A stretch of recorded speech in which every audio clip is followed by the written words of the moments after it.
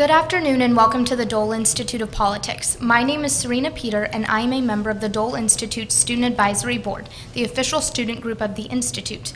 The Student Advisory Board is a bipartisan group whose members can access many great opportunities through their involvement. If you are a student and would like to join, please contact us by emailing dolesab@ku.edu.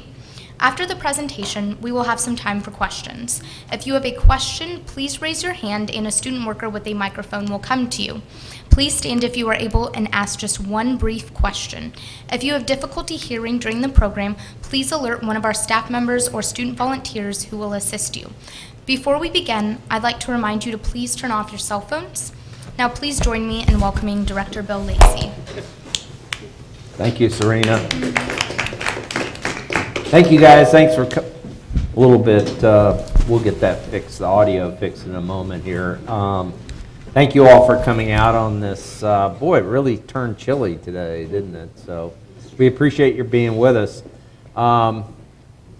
Reed and I go back a ways. I worked with his dad at the National Republican Congressional Committee back in the early and mid-'80s, and then worked with his dad, Rich, as well on Fred Thompson's presidential campaign in 07 and 08, so, and met him during that process. But he's had a lot of fascinating jobs, worked in the White House, worked for John McCain's campaign, did some other fascinating things. You've got his bio on your program, so I'm not going to go into detail on that. I'm going to get to our substance of today right away. But please welcome Reed Galen to the Dole Institute. Thank you for having me. Reed, let's start off with just a little bit of personal background on your upbringing and how you got your start in politics. Sure. Well, thank you, Bill, for having me, and thank you all for coming today. As you said, I grew up in Washington, D.C. Other kids went to summer camp. I went to Bill and my dad's office. So I started at a very young age in Republican politics and worked up my way up from there. I went to school at the University of Texas, where I started as an intern in 1997 for then Governor George W. Bush. And then when he decided to run for president in 1999, joined that campaign in 2000 and spent a year at the White House, other jobs within the administration before I went back to the re-election campaign. So I got 2 winners out early, which was wonderful, and working in the administration for President Bush was a great honor, and as a young man, it was an incredible journey. I got to go all over the country and all over the world with him, so that was great. And then we moved out to California, my now wife and I did, and I worked for Governor Schwarzenegger out there as his deputy campaign manager for his re-election campaign, and then for Senator McCain. And that sort of took me out of candidate politics. I did a lot of ballot measure campaigns in California, which are to say that they're a cottage industry is an insult to cottage industries. Hundreds of millions, if not billions of dollars every couple of years on very specific, very confusing issues. And so it was a good business, it was a good way to learn issues, but also a terrible way to govern anything, as you can see from California on an almost daily basis. So, after all of that, I took the 2012 cycle off from presidential politics and had a lot of friends working for all of the different candidates, 16 candidates on the Republican side in 2015, 2016, and decided that, this was not something, at that point, I have 2 little girls at that point, as Bill can attest, working on a presidential campaign is an all-consuming sort of thing. You must move to wherever it is headquartered. When you're 25 and doing it and you can spend 18 hours a day at the office, that's great. When you have 2 kids and a wife who expect to see you on some regular basis, it becomes a much more difficult thing.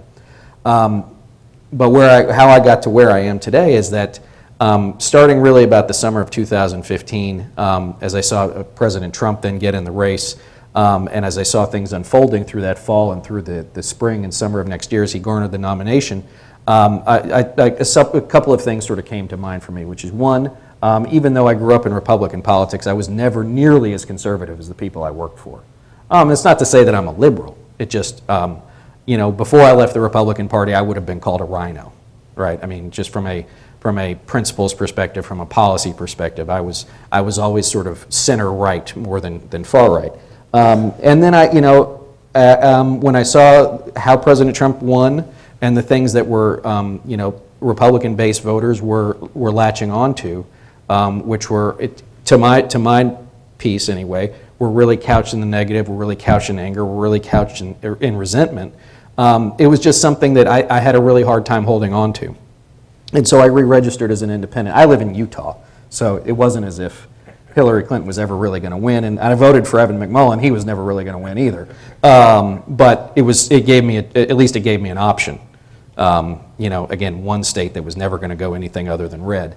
And so that's where I came to sort of my political independence. Again, I was never, I was always an operative, right? As you can relate. I was never an activist, right? I worked on campaigns from the time I was very young until this very day. But I wasn't someone who got up and knocked on doors and made phone calls and went to central committee meetings. I wasn't part of that activist part of the process. And so it came to a point where I just said, okay, we are now in 2017. And it is a place where, as Bill and I were talking in his office a few minutes ago, you can have just about anything you want at the drop of a dime, right? You can pick up your phone and order literally like a refrigerator, and it'll show up the next day on Amazon. You can order any movie you want that's ever been produced. Yet it's 2017, and for the last 150 years, we've had two choices when it comes to who you can vote for on Election Day.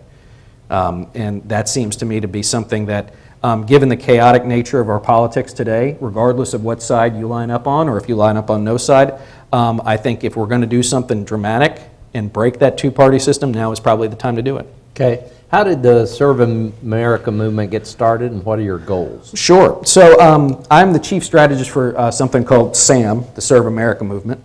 Joinsam.org if anybody's interested.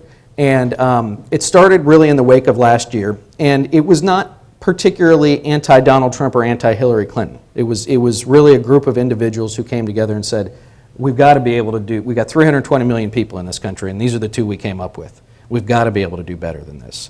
And it starts with the fundamentals of a political system that would produce a situation in which Americans across the board, from California to Florida, had either Donald Trump or Hillary Clinton to vote for, the two most unpopular nominees that any of us can remember, certainly. And so they decided, okay, we're going to do something. And again, like I said, now is the time to do something. Some of us were former Republicans, some of us are former Democrats, some of us were lifelong independents, but we're going to put aside the policy differences, and we're going to say, okay, what is it that we can do to start to build something new that can really bring politics back to the people and out of the hands of the party? Okay. So would you describe Serve America as being a centrist organization? You know what, because I've read some of your philosophical stuff on your website, and it's obviously you have to be vague, but it is very vague. Well, sure. So, I think there's a couple of things. One is that, right now, if you want to horn people into a certain belief system, Republicans and Democrats are very good for that. If you are strong on the Second Amendment or strongly pro-life, then you can automatically line up as a Republican. And if you are strongly pro-environment or strongly pro-choice, you can line up immediately as a Democrat. And if you sort of float between those things, sort of decide, okay, well, I don't necessarily agree with this person on that issue, but I agree with them on this issue, but you have to say, basically, what's the best I can do given the circumstances? Lesser of two evils. The lesser of two evils. And again, when you're remember, we're not a democracy, right? We're a representative republic. And so when you are choosing someone to represent your interests, no one's ever going to represent you 100% of the time. But it also seems that, and I say this not to insult anyone's belief system, but that because someone believes in one thing very strongly that you do, that the other 99 things that they might represent might not agree with you, and suddenly that's the best person for the job, doesn't, at least to me, doesn't make a lot of sense. As far as what Sam is concerned with is the idea of this, which is, there are a lot of people, if you look at some surveys, 70% of Americans are unhappy with both parties, 70% of millennials are unhappy with both parties. And so what Sam wants to do is provide a new political home for folks who feel like, okay, this has gotten me nowhere. Maybe I've been a lifelong Republican or a lifelong Democrat. Let me say this too, we are not actually a political party. We have to earn that from folks like y'all to come together and say, okay, this is what we believe in. But here's the other part too, is that and Bill, you can appreciate this, is most campaigns are run like this. You do a ton of polling. You do lots and lots of polling, and you come up with 3 or 4 things that the people on the other end of the phone say they support. And then you say that 800 times to the same 30% slice of the electorate that you know is actually going to show up for a given election. And it's a one-way piece of communication. This is what I'm telling you, this is what I'm telling you, this is what I'm telling you. Based on those things, yes or no, or stay home. We want to change that dynamic by saying, okay, we want to start at the bottom. All right, no new political movement, no advocacy group, no real organization is going to have any success if it doesn't start at the bottom. Now, we can all sit in a conference room and talk about the problems with the two-party system and how we want to change, crack the duopoly and everything else. But unless it's folks like you here in Lawrence, Kansas, or in Missouri, or Nevada, or wherever, who come together and start to make this thing real, it's going to be a tough climb. And so the way to start that is by getting people together, 8, 10, 12 people at a time, and have folks over your house, have a discussion. Check Donald, check Hillary at the door, right? We know they are polarizing figures, however you feel about them. But let's have a discussion. Let's have a discussion about, okay, you can say that the American political system right now is toxic, everybody's upset for one reason or the other. You either love everything President Trump does, or you hate everything President Trump does. Maybe there's a few people who do their best to ignore it, and I'd love to find those people. They would be fascinating to talk to if they can really tune it out. But let's start talking at the grassroots level. What is it that's bothering you? What are the things you need? Rather than having a campaign and a candidate who is locked into, they're predisposed to some set of ideological fence posts that they have to stick to, or there is a donor base of which they can't stray too far from, as I think we've seen over the last couple of weeks. And start to say, okay, what do you need as a voter? What do you need as an American? And then let that process guide us as to what kind of candidate and what kind of policies you want to support. Because here's the other part too, is if you're going to be new and different, you can't say, but we have all these litmus tests for for membership. And so people say, oh, you're vague, you don't support, you don't stand for anything. We stand for principles. And you start with principles, and you go into policy from there. But you're trying to be more like one of the two parties 50 years ago that were clearly coalitions with center, right, left. You're trying to be more like a big tent than just one group of... yeah, I think so. Yeah, I think big tent is a good way to put it. We try and avoid the words third party and centrist. Third party says, okay, there's two parties and you're always going to be in third place, and we don't like to start that way. And we have found, and this may be surprising, but centrist is not the kind of thing that really gets people going. Centrism is a great concept. It is a terrible way to motivate people. It is not something that gets people to emote passion for something. I'm really moderate about everything. It's just not a particularly exciting way to go. So I think big tent is the way to look at it. I also believe in this, I'm sure you guys have done some studies here, that the left-right dynamic that we've been working under since you and I can remember, I think is also breaking down in many ways. So we don't want to be center-left, we don't want to be center-right. We want to find those 70% of things that most Americans agree on and go from there. And there's going to be debate about very serious issues that people are really, really fired up about. And that's fine. One of the greatest things about our country is we can have those debates. But while you're having those debates, everything else just sort of comes to a grinding halt. Okay. Now, you said you're the strategist for the Serve America movement. What does that exactly mean? What do you do? Well, I get to come talk to folks like you and come out to Kansas and really explore the country and see where people are. In my day-to-day thing, I take a look at where there are independent candidates running for office, who those people might be, sort of where they are on the ladder of becoming a candidate, building a campaign, having a chance to win in November. But also, there's also a lot of understanding where voters are, where they live. I think if there's one thing that the two parties do, aside from just giving you really bad information and terrible messaging, is that there's a lot of arrogance involved. There's a lot of confirmation bias. Well, you live in Kansas, so you must be white and Republican, right? Because that's what Democrats think, right? You live in Kansas, so you're white and Republican. Probably some people in the audience who wouldn't agree with that. Right. Well, you're in Lawrence, and I lived in Austin, Texas, so I understand the blue dot and the red state very well.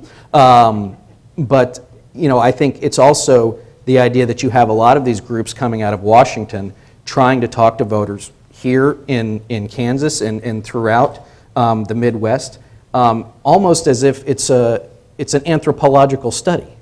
You don't live in New York or San Francisco or Los Angeles or Washington, D.C., so what makes these people tick? I mean, what an insulting thing. The average American, the average voter. I mean, nobody thinks of themselves as average. Why would you call someone that?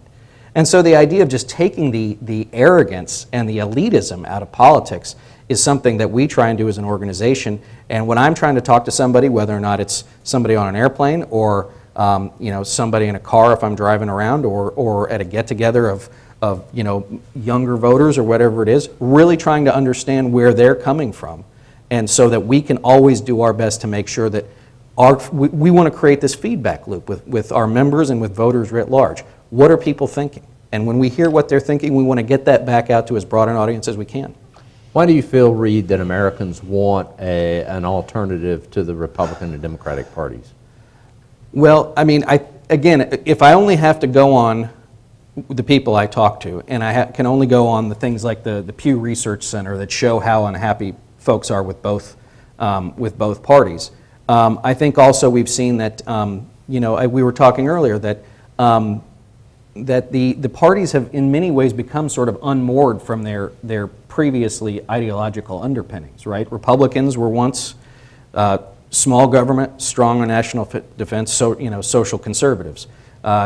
Democrats were more about labor, more about local issues, maybe taxes were higher, but there were coalitions, as you said, that could live within both of those parties, right? The Democrats used to have yellow dogs and blue dogs. And the blue dogs, like in Texas where I went to high school and college, were conservative Democrats. I mean, if that's not a dead breed, it's like the dodo, right? I mean, it's nearly extinct.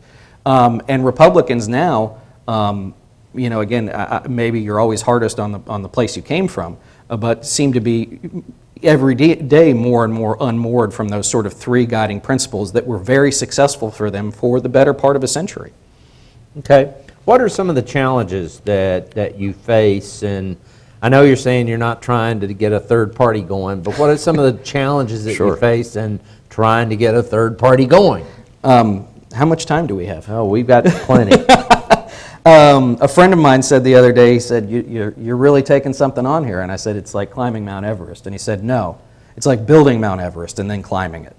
And so, I mean, I think we will never be shy about the challenges we face, but we're also not going to be afraid of them. And so, what are some of the challenges? Well, clearly, again, the Republican and Democratic duopoly is 150 years old. It predates all of us. It's something that we have just become conditioned generation after generation. Our political socialization is you're a Republican or you're a Democrat. And that when you see an R or a D behind those names on a ballot, you say, whether you're conscious of it or not, that person has an R behind their name, therefore I've made a value judgment that person probably agrees with more things than the person with the D behind their name or vice versa. And so I think, it's frankly psychological. I think there's the emotional piece of it too, which is, I've been a Republican, my dad is a perfect example, who you've known forever, right? My dad has been in Republican politics for half a century. He ain't given up on the party now, as much as I try and convince him to leave it. He's not, right? And then I think there's also the technical things, whether or not it is ballot access. How you actually get your name on the ballot is something that is controlled by either a Republican or a Democrat in every state, that's Secretary of State or whoever the chief elections officer is. And the entire system is set up to make it extremely difficult for anyone not a Republican or Democrat to compete on an even playing field. I mean, think about this. Primary elections are party functions paid for by the state. Think about that. Of which maybe 25% of each party participates in. That means that 75% of the electorate writ large is paying for something that they will not participate in, and having to choose from a candidate that they did not, that was not their choice. Now, admittedly, you should vote in primaries. That's what I always told my Republicans, my moderate Republican friends. We have far-right Republicans because you don't show up for primaries. But that being said, if you want a primary to be a party function, then the party should pay for it. It should be a caucus like they do in Iowa or Nevada or someplace like that. And then I think you can't underestimate redistricting or gerrymandering, as they call it, where you are building Republican districts or Democratic districts based on what a state legislature is trying to do, what deals the two parties are cutting with one another. So and then there's money, which is difficult but not completely insurmountable. I like to say in politics, money doesn't buy you victory, it buys you options. You'd rather have more of it than less of it. You'd certainly rather have more of it than your opponent. But if you have an even playing field, theoretically, the best candidate with the best message, who's going to represent the most people in that given district, municipality, whatever it might be, should have a better chance of winning. But of course, we don't deal with an even playing field. One of the questions I had, Reed, in thinking about today's program is historically independent candidacies that have been successful or that have at least garnered a significant portion of the vote are virtually always, by definition, driven by a very vocal, very visible personality, Right. whether it's Jesse Ventura being elected governor in Minnesota, whether it's Bernie Sanders, who is still an independent as far as I know, in Vermont. You look at Ross Perot running for president twice. You look at segregationist efforts, in the 48, South. 68, yeah, yeah. right. So, why, based on that history, why do you guys believe that you can cobble together an effort, or are you looking at a personality out there now trying to encourage them to make a run? Well, I think that they're yes to both of those things. Okay. So I think that one is that we have found, and we're going to be doing enormous amounts of research. And when I say research, to me it's going out and figuring out what gets folks to join us. My counterparts within SAM, it's organizing, it's mobilizing people. It's got to be about something more than just the fact that they don't like Republicans and Democrats, right? It's got to be something bigger than themselves. In a state like Kansas, maybe there's a specific issue. For example, the KC Star did a huge piece on how cloaked in secrecy the Kansas state government is, right? Maybe that's something you can get folks behind. In the abstract, they might not care. But if you find 5 or 10 people who are willing to take on leadership roles, find 5 or 10 more people who are all willing to come together collectively and start working on something, then you don't necessarily need a candidate. You just need something for them to rally around, for them to work towards, like any campaign, right? And the end goal is more transparency or openness in the Kansas state government, whatever it might be. Let me be very clear. We have a very bold stated goal that we want to help elect the 46th president of the United States, and we want that person to be an independent. That is, between now and 2020, we are working on that. So in the next year or so, we are going to be in one state where we'll do a pilot, and then we'll be in 4 or 5 more states where we are going to look for independent candidates, maybe perhaps statewide candidates. Maybe there's a ballot measure someplace where we can start to build these organizations, learn how they replicate, learn how they scale, so that when look, there will be independents running for president in 2020. I don't know how many yet, but there will be. If it's Bob Iger from Disney or Oprah or The Rock or whoever the heck it's going to be, there will be people out there who are going to take it. Now, they're making 2 big mistakes. One is they think, if Donald Trump can do it, so can I. They're wrong. And 2, they got some guy like me saying, I've got the Donald Trump playbook and we can win. Also wrong.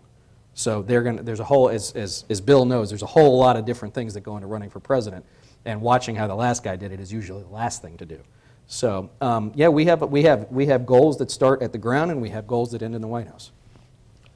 One of the other things that I was thinking about before today was look at 2016. As you pointed out, I believe, you didn't say it quite this way, but I believe the 2 candidates had the highest negatives of 2 candidates in history, Right. In the presidency, at least since public opinion polls have been available. You had that going. You had the Libertarian Party with a ticket of 2 former Republican governors who were pretty well regarded. And they expected as a alternative to the Democrats and the Republicans to maybe get up to, what would it be, 10%? To make, clear to the get to federal the debate, funding. sure. And to get to the debate, yeah. Right, and to get to the debate. And Gary Johnson and Bill Weld got 3% of the vote. I mean, that's got to be discouraging to any kind of an effort. Well, I mean, I think, but if you go back to what you just asked, I mean, that was, you know, just speaking to the Libertarian, that was a situation in which, you know, that ticket should have been flipped. It probably should have been Governor Weld at the top. I think that, you know, Governor Johnson is a wonderful guy, but, you know, if you're going to run as a Libertarian, first of all, you know, the only coverage you're going to get prior to being the nominee is seeing the footage of a Libertarian convention, which is like guys running around in their underpants and people in clown outfits. Like, it doesn't lend any credibility, and the media is certainly not doing you any favors there. I don't think Governor Johnson did himself any favors either. But I think you can't underestimate the tribalism that we feel even to this day, maybe worse than it was even a year ago. And I think also the fact that, you know, how many millions of people stayed home last year that previously voted for President Obama or President Bush. So I think there were a lot of people who said, you know, pox on both their houses. Okay. What makes you optimistic that you can actually field an independent, a legitimate independent candidacy by 2020 or even 2024? Well, first and foremost, we are optimists. You have to be, right? If I was a pessimist, I wouldn't. I'd be at home. You have to be an optimist because that gives you the emotional strength and the positive outlook you need to begin the process of building or rebuilding something, right? That can't be done from a negative worldview, right? You can say we have lots of problems and we need to fix them, but if you say we have lots of problems and I'm just going to go bury my head in the sand, that's a pessimistic outlook. That's not what we are. Again, to your point, something you mentioned the other just a few minutes ago. So Senator Sanders, you're right, independent, almost won the Democratic nomination. Donald Trump, not a Republican. By any, well, I should say this, by what was once an objective standard, not a Republican, right, but utilized the Republican ballot line, the Republican nomination, to win the presidency. And so you're already seeing that when it becomes a nationalized effort, right? We're not talking about, you know, the 3rd District of Kansas that's been Republican since 1870 or whatever. We're talking about a nationalized election. I think there is a much bigger opportunity for an independent to make a major difference, especially now. We were just talking about this earlier. You know, I worked for Senator McCain in 2007, and Bill worked for Senator Thompson, and you know those campaigns now seem quaint by comparison. You know, Facebook was sort of new, the iPhone was new, we had email. You know, but I mean, only the Obama guys had the money and the know-how to actually do anything with it. The rest of us, it might as well have been 1972. For the way we were really operating the campaigns. I think nowadays there are so many different ways in order to, you know, to reach people, and you have to be out there. I think earned media is probably still the best way to do it because there's so many ways to spend money on campaigns that are all less effective than they've ever been. And I think you have to have somebody who's authentic and, you know, can provide a positive vision for the country. So am I optimistic about it? I am, because if I was pessimistic about it, I wouldn't be trying. Is there any possibility, well, I think I know the answer to this, but I'm going to ask the question anyway. Do you feel that it's, what are the odds of someone like, and I'll name a person, who I could see being a credible candidate for president running against President Trump and whoever the Democratic nominee, what are the odds of somebody like a Governor John Kasich? And again, not John particularly, but someone like that, as opposed to, you mentioned Rock, Oprah, people like that. So someone who's got a political background. Yeah, right, and who knows a little bit about what they're talking about. You know, I'd say probably 60-40. That would be my guess. In favor of? Wow, okay. And I say that without any pre-knowledge of what Governor Kasich or anybody else might do, but if there wasn't a better when's a better time to do it than now? Governor Kasich loses no credibility by saying, I'm not going to be a Republican anymore, I'm going to be an independent. You know, he has been a good governor for Ohio, and I'm just using him as the for instance. But he is the kind of person, if he were going to do that, he would be the perfect kind of person to do it. Also because in the way that we operate, the media would immediately latch on to him and give him a heck of a lot of free advertising and free airtime that the average independent candidate wouldn't get. Okay, who are some of the other individuals that you might toss into a, let's just say, just similar category of people who could have some credibility right out of the gate, who might do it? Yeah, I mean, I think it would, they're probably going to be Republicans, to be honest with you. I think Senator Flake from Arizona is probably another one of those people who could do it. I'd have to think a little bit more, but I would say that having been around the country and talked to Republicans and Democrats, there are a lot of Republicans like myself who have moved off of the party, largely due to President Trump, very candidly. But there are a lot of Democrats who, with their own internecine fighting, are either for Bernie Sanders, or they're of that wing, or they're of the sort of Hillary Clinton, Bill Clinton establishment wing. So they're fighting their own battles, but they also see an opportunity to take out President Trump in 2020. So they're not quite ready to give up on themselves yet. They might need a little longer. So I think there's probably 3 or 4, again, like Governor Kasich or Senator Flake. I'd have to put some more thought into it, but those are the 2 that come to mind right away. Okay. I have one last question, then I'm going to open it up to questions from the audience. We have a number of students here today, members of our Student Advisory Board. What advice would you give to them about getting involved in politics in a time when there's so much cynicism and Sure. and pessimism? Sure. First, join Sam, so do that. Secondly, I think it's so easy to really go on Twitter or Facebook, or you guys probably don't spend as much time on those things as I do, but take a break from the news once in a while. I think that one of the things that we've lost in the it's not just a 24/7 environment. It's a 24/7 environment which never stops. Which is as soon as your phone dings all the time with different news or whatever. I think there was a time when you got up in the morning, you read the newspaper, you put the newspaper down, and you went to work, and then maybe you got home at night and there was an evening newspaper, and then you watched Walter Cronkite. But there was time to absorb and sort of consider, even if you weren't actively doing it, if you weren't consciously doing that, right, to say, how do I feel about that?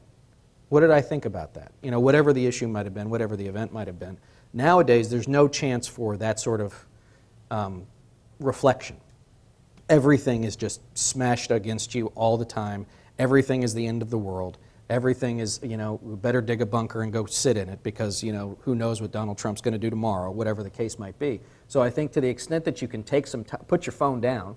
I'm not asking you to get rid of it because that's ridiculous.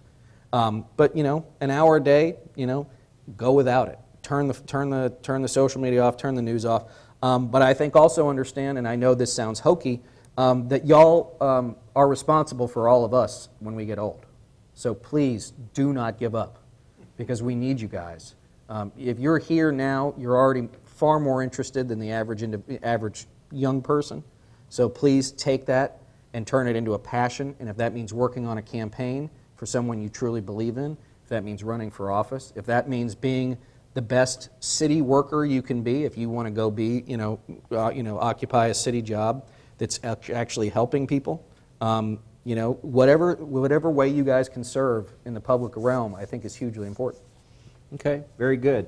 We'll open it up to questions from the audience. If you have a question, please raise your hand. Wait for the microphone to come by so we get it on our tape. And we have 2 on the front row here, Eric.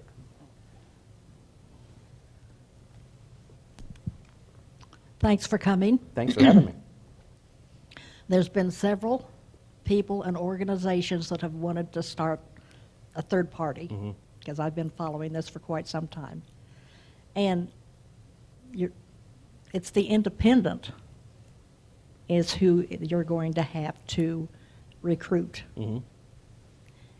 But what I'm finding when I keep getting shut down on is to make sure that the independents, because there's a bunch of us out there, even though we've had to keep another thing beside our name if we want to vote in the primary. Right. Because that's where the major of the candidate's going to come from. And we have been shut out. But every time you talk open primaries, nobody wants to really work on it. They find some excuse that this cannot be done. But that, I think, is really something that needs to really be pushed if you want to really promote the independent people out there. No, I mean, if we've been talking about national politics, and as you can appreciate, I think that, as far as presidential campaigns are concerned, let's keep it at that level. I think there's a reason why you see and let's stick with Republicans, that's what I know best. That's why who you see come out of Iowa is the winner, in the Iowa caucuses, and who you see come out of the New Hampshire primary is the winner. Usually the New Hampshire primary winner ends up being your nominee or your president. It's not always the case. Certainly it wasn't the case with President Bush, but President George W. Bush. But the open primary in New Hampshire, and it has an open primary regardless, right? That is a state that is sometimes red, it's sometimes blue, given our current parlance, because it has open primaries. And I think that's a hugely important thing. I think that closed primaries, look what closed primaries have done to Republicans in California. They think it's a great deal, right? It is not a great deal for them. They closed their primaries, and now a very, very small core of Republicans shows up.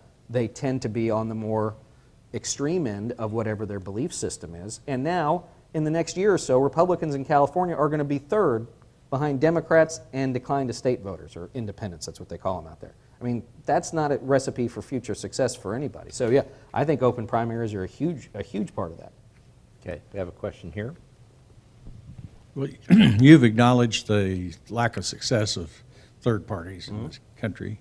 So I'm curious if there's an analogy with what you're trying to do to the Tea Party movement. Call it the high Tea Party. But where you endorse particular candidates, on either party, instead of going off on your own and picking people who fit within your goals and ideas and support them, rather than trying for your own independent candidate in the next election. I mean, I think that, we've actually discussed this an awful lot, and I think it's a great question, because there are going to be situations in which there's going to be more often than not, there is not going to be an independent option.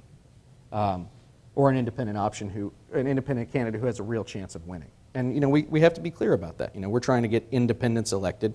We're trying to create, not necessarily, that's not our only goal, but that's part of it, right? And that shows strength, that shows success. But I think also, there has to, we were just all meeting last month discussing that, and we actually are in the process of figuring out, okay, if there is a Republican or a Democrat who lines up with our 5 core principles. And our principles are pretty universal, so if you can't do that, you're really just not trying. Then we will make that assessment. Yes, because if there is someone who still belongs to a Republican Party or a Democratic Party, but represents what America can and should be politically, they shouldn't necessarily be like, well, Sam's not going to have anything to do with you. That doesn't necessarily mean there's independent expenditure money, anything like that, but that doesn't necessarily mean we wouldn't support them. Okay, we got a question back here. Thank you. And again, thank you for caring enough about our country to do what you're doing.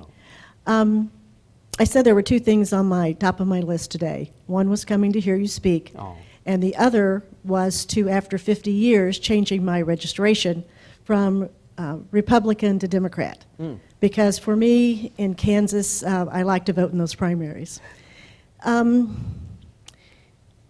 I do believe the Democratic, or the Democrat brand, if you will, and I hate using that word after Donald Trump has kind of sullied it for me, has been maligned to the point where in so many of our states, the Democrats cannot win because of that D after their name.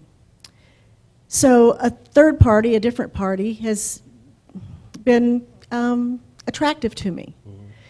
Can you tell me, or can you tell us, first of all, there's money behind politics everywhere, your funding sources, and do you have a 50-state strategy, or do you have a shotgun strategy? Sure. So our donors are all individuals at this point, and we, regardless of, we're set up as a 527 political organization, so we are not a political party. But right now we take money from individuals. We have an absolute commitment to transparency on that front, because you can't say we want to be better and different and then play by the same old rules. Look, there's a lot of money in politics. Again, Republicans, Democrats, there's plenty of money to go around. We believe that there'll be funding for us as well, from folks who are really committed to doing something better for this country, at least from our perspective. We are not going to take money from, unnamed sources, from dark money groups. That's not who we're going to be. As far as the Democrats being maligned, look, the parties have done most of their own damage to themselves. Republicans or Democrats, they both find ways to shoot themselves in the foot on an almost daily basis at this point. So, Okay, somebody, yeah, right here. Reed, I wonder if you'd help us maybe by elaborating a little bit on your core principles. Mm-hmm. I heard you say that being a moderate doesn't fire anybody up. But sooner or later, the candidate that you bring forward is going to have to iterate some principles. Mm-hmm. Can't be vague Sure. right up until election. I wonder if you could help us, man, maybe zeroing in on those core principles that you think will resonate enough with Americans that you'd get an independent elected. Sure, absolutely. So, I think there's, and this is actually a great question for a couple of reasons. One, because I get to talk more about Sam. So, it's strength, fairness, market principles, but, also equity among people, right? And the idea that everybody has a voice and everybody should have a voice. That is what SAM stands for. Those are the core principles that SAM stands for, and we hope that the candidates we support will support those principles too. Now, when it comes to policy, however, that's not some place where we are proactively saying we believe in policy X or policy Y or policy Z. Because remember too that SAM is an organization, but a campaign and a candidate have to run the campaign they have to run to win, right? And we hope it would always stay within the bounds of SAM's principles, and we believe that most of the people we support would. But running as an independent in Kansas and running as an independent in Connecticut are two entirely different things. And so the idea that because, and this goes back to the whole idea of, well, they don't agree 100% of the time with me, so forget them, right?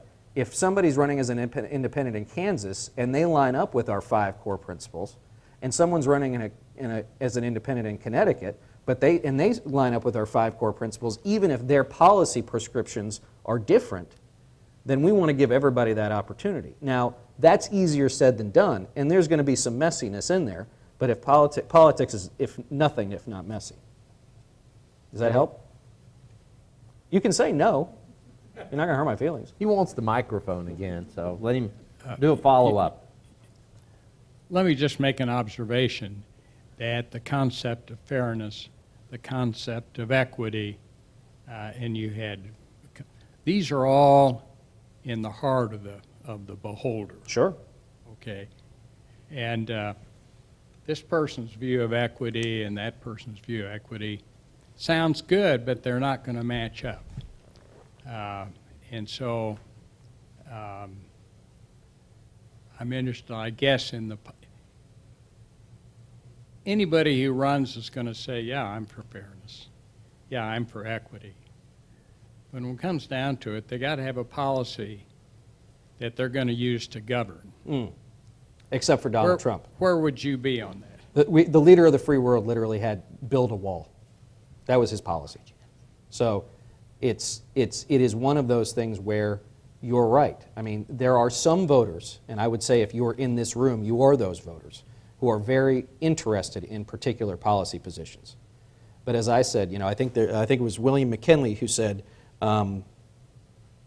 principle unites us, policy divides us, or something like that. And I think that, again, Sam is not in the position right now. We think of us as a startup. We are getting off the ground. These are the things that we believe most Americans agree on. And you're right. Look, everybody has their own view of everything, right? Everybody's an individual.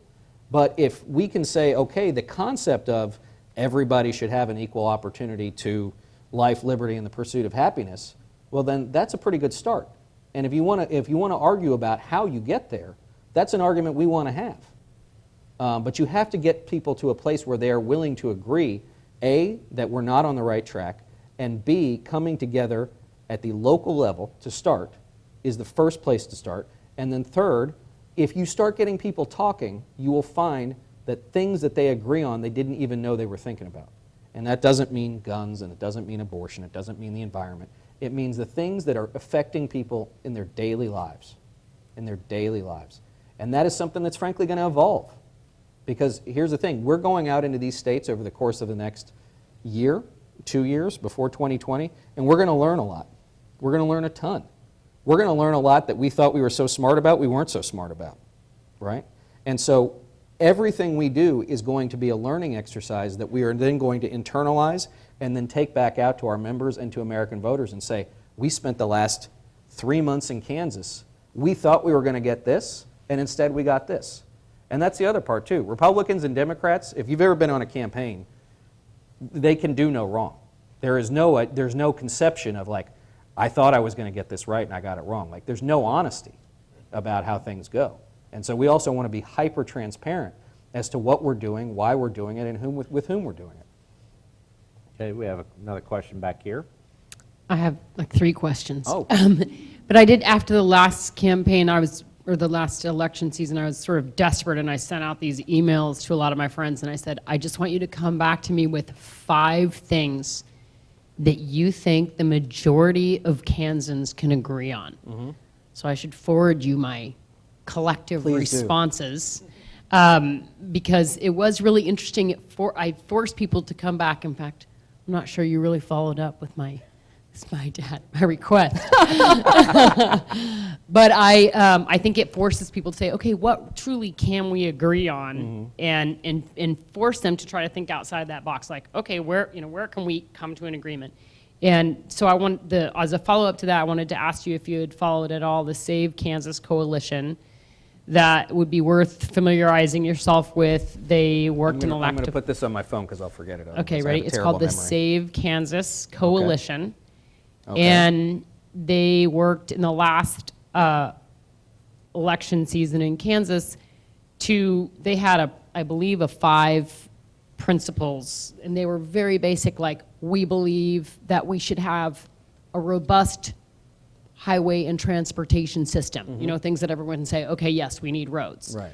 And they worked with Republicans and Democrats, and they were able to get a significant increase in the number of moderates in the Kansas legislature. Mm-hmm. So I'd encourage you to look into that and, Will do. And contact them and see. And then I also wanted to ask you what do you think has made Angus King successful? I mean, I think he's one of those good examples of someone that's not particularly flashy. Mm-hmm. You talked about Ross Perot or some of these other people that might be polarizing figures, and sure. Angus, I wondered if you were familiar at all with him, sure. and ask you what has made it work for Angus King. Yeah, I mean, I think that Maine as a state has a pretty solid history of electing independents. I know that there are at least 2 independents running for governor next year, both of whom I think are fairly well thought of within the state.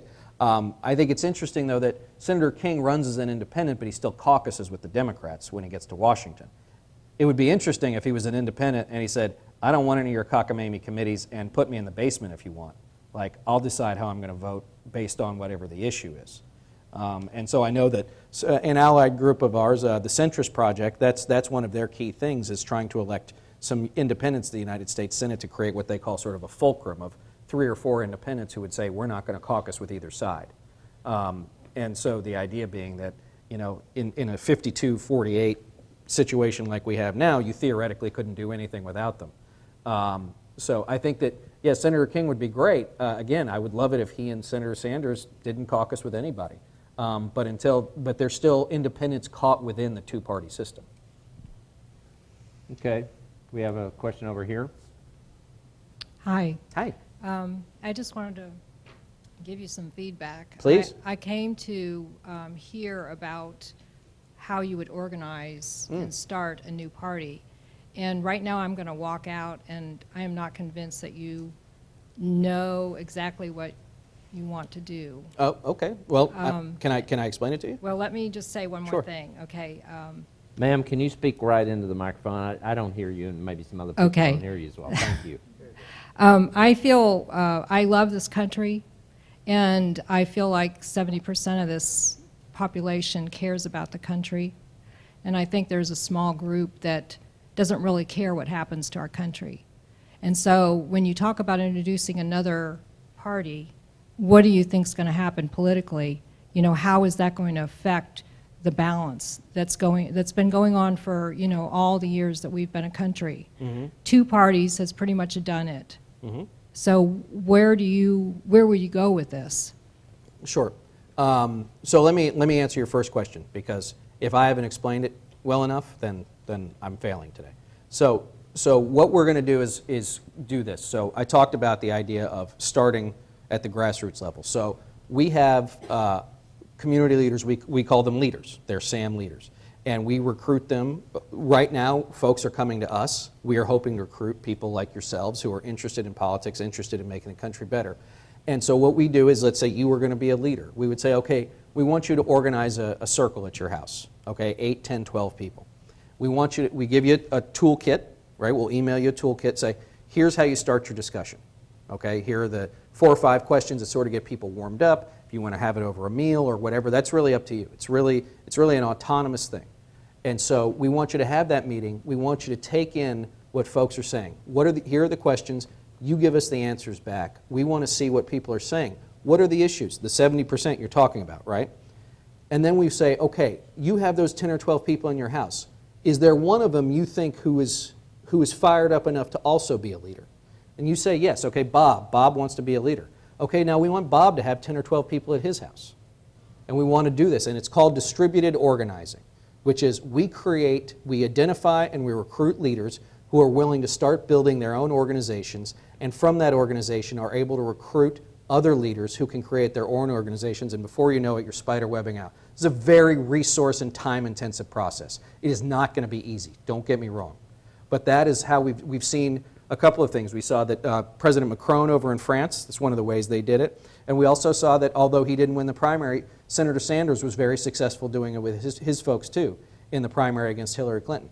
And so this is one of those things, but it's got to be autonomous at the grassroots level, which is we have a number of incredible leaders already who have taken the ball and they have run with it, and they're already out creating their own organizations. And here's what we found, is that when you start to give folks that autonomy and you say, okay, you're here in Lawrence, Kansas, what is an issue you guys feel like you want to work on? And they say, we want to work on fixing the exit ramp or whatever, choose your issue. Once you start to create that community, now folks not only are excited, but they also want to do it for one another.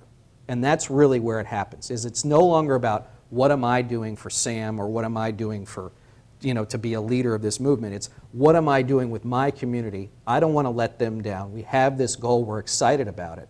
And we want to do that in Kansas, we want to do it in Missouri, we want to do it in Wisconsin.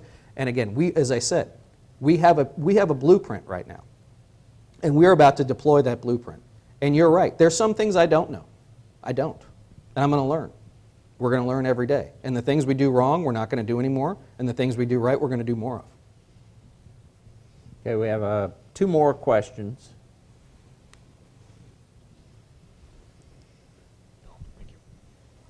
Do you feel that Sam will be able to, I don't know if the word is endorse, but endorse any candidates for the 2018 elections? I think we will. Yes, I know we will. Who they are is still to be determined. I think next week is the first filing deadlines down in Texas, so we'll start to the map will start to take a little bit more shape. But yes, we will endorse candidates in 2018. And let me just say, I'm sorry I didn't answer the second part of your question. Look, you're right. We've always been a 2-party system, but you know what? For a long time we couldn't fly either. There's always a reason not to do something, right? I could be doing a lot of other things and be at home right now, but at some point. And this came to me, this is where I think, Bill, I went from being an operative to an activist, right? When you're an operative, you just go from campaign to campaign. George W. Bush was my guy, right? He had my heart. He was the person I loved. In my mind, he could do no wrong as a politician. I don't have that anymore, okay? Or maybe I'll find him again, find that person again. But as you get older in the political game, unless you're lucky enough, like Bill to have worked with Senator Dole for so long, you go, okay, I'm on this campaign, I'm going on this campaign, I'm going on this campaign. You go a little bit up the ladder each time, but you just sort of leave those things in the background. And you say, oh yeah, I put it on my resume, this is all terrific. But at the end of the day, do you feel like that what you were doing was really going to make a difference in an American's life, in someone's life? And I came to a point where I said, what I'm doing there is fine, make pretty good money, it's very exciting, but it's not going to change anything for the better. And so is the two-party system all we've ever had? In some respects, yeah. I mean, remember, for a while we only had Democrats, and then we had the Whigs and all these guys. But right now, if this is the end point for the two-party system, or if this is the ultimate maturation of the two-party system, like, I'll give me something else. Okay, we have a question here. What plans, if any, do you have to overcome the spoiler scenario in elections with your organizing efforts? Sure. No, that's, we get that question a lot. It goes back to the other idea, right, which is, well, we don't want to be a spoiler, so we're not going to do anything. Well, you can't do that, because then you'll never do anything. And so there are going to be some situations in which, yeah, you know what, an independent might throw a campaign to one side or another. But you know what, this is ground zero now, which is sometimes an independent's going to get 5%, sometimes they're going to get 25%, sometimes they're going to get 35%. If they get 35%, most likely they win, right? And so if you're going to be a spoiler, sometimes that's going to happen. But I would also say that from an organizational perspective, from a recruitment perspective, and from a political reality perspective, I think we're going to go out of our way to find those races in which we can start to make a real difference and put a credible candidate up to actually win that election. I don't want to run candidates that just lose because they lose. I mean that's fine, but if somebody's willing to do that, but do they have the ability to change the dynamic in that race? I think that's a key piece of it. I mean, again, to make this work, you got to win some races, right? So to follow up, and I'm trying to lead you here, is there are a number of efforts underway in this country right now for election reform, to change the ballot. We've mentioned Maine here today. Maine is one of the main ones. And they're right now trying to do a people's veto to sustain the referendum that they did last November, getting ranked choice ballot usage for statewide elections, federal and statewide elections. And if you, I'm not putting this to you more as a question, more as a suggestion, is the idea, if you're involved in this effort, then I think one of the things that you could be involved with that would help create more long-term success for you is if you would support these election reform efforts that are underway to get the ranked choice ballot and proportional representation. Those two things in particular will change the dynamics and invoke the competition that is not there right now because of the winner-take-all ballot we use. And if you're not aware of it, in Missouri, there is a ballot initiative that they're gathering signatures for right now for both ranked choice voting and proportional representation. And like I say, I think it's going to make a heck of a difference, and that would be my suggestion to you anyway. No, absolutely. Look, I mean, I think that in Colorado there's a redistricting reform measure or two that'll be on the ballot next year. And so, yeah, look, it's not just candidates. I mean, anything that's going to make the system or the playing field, let's say it more even, I don't want to call it more fair because that's not necessarily the right word, level, yeah, is one thing. I will say this, I think the ranked choice voting is something we've discussed a lot. The only experience I've had seeing it in action was, and I think they got rid of it after the first election, was when we lived in Northern California. They did it for the Oakland mayor, and it confused the hell out of everybody. And so somebody won, and they're like, I didn't vote for that person. And like, well, you voted for him second, and they got more second-place votes. And so I think there needs to be a serious public education campaign, too, as that goes on, because then people don't understand. It's not that they don't understand. It's something they've never had to experience before. And let's make sure that they understand the consequences of ranked choice voting before we slap it in front of them. Do we have a question back here? Yeah. Hey, Reed. Hi. So I looked at the SAM website and I went through your Twitter feed, and one thing I've been wondering is... Don't do that. You got better things to do. So what was the main impetus behind creating a new movement rather than supporting an existing third party when, kind of like you said, it's already a duopoly? I mean, might it make more sense for some of those forces to join together? As far as like, are you so you've got Republicans and Democrats? Are you talking like Libertarians and Greens? Is that who you're talking about? Or? Yeah, it could be any other party. So just why not, support them and try to create more of an impact? I mean, I think because a couple of things is that, again, Libertarians and Greens, from an asset perspective, their most valuable asset is that they're on the ballot in all 50 states. But they also have a lot of baggage that come along with them. If you think of Libertarians, you might think of like Gary Johnson, the pot-smoking governor. If you think of the Greens, you might think of environmental wackos. That's not to say that that's true or even fair, but that's probably when folks see that, they see them as, okay, Libertarians are over here and Greens are over here, and that's just not where I am. We saw that there needed to be something different, there needed to be something new, because even in the minor, and it could be the American Independent Party or whoever they are, there needed to be something new that was not going to be part of an old regime or an old construct, something that was specifically going to go out and try and create a new movement that would help people come together outside of what's already in existence. We have time for one last question. Uh-oh. You're getting multiple questions today, so... Well, is your, I'm tagging on to the last question. You expressed some concern about, you did say you were affiliated or you worked with the people with the centrist party. Is your fundamental issue with the centrist party that it's called the centrist party, or No, is it the platform? It's the centrist project. Centrist project. Yeah, and they're not a party either. They have a set of goals, and we have a set of goals, and we think they're complementary, frankly. We spend time with them. We're both based in Denver, so our staff and their staff see each other quite a bit.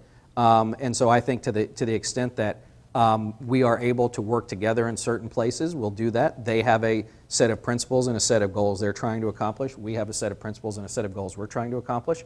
And I think that, again, for the vast majority of those things, they are complementary to one another. If they're doing something that we're not doing, then it matches up with some action we might be taking. So, but again, we're not going to be able to do this all by ourselves, and if we've got Sam and the centrist guys and 3 or 4 other groups out there trying to do this stuff, all the better, as far as I'm concerned. If some folks want to stick around afterwards and sign up or ask you more questions, do you have a few minutes Absolutely. you can spend on them? Well, Yes. thanks a lot for Thanks, coming Bill. today. We really Thank you so much. appreciate it. So, Thank you. thanks to everyone for coming out today. I want to cover 2 announcements real quickly tonight. At 7 o'clock, our Student Advisory Board program is on the future of healthcare. It will be focusing on single-payer or market-driven solutions, so it's going to be a very vigorous, 2-sided discussion. And then next semester, our spring fellow will be a fellow named Jim Jonas. And Jim is part of this independent effort, and he's going to be leading 7 sessions on bringing in various people from around the country on other efforts similar to this. So if this is something that you're really intensely interested in, look for our announcement of his fellowship. He will be here starting in February of next year. So thank you all for coming out Thank you all. today.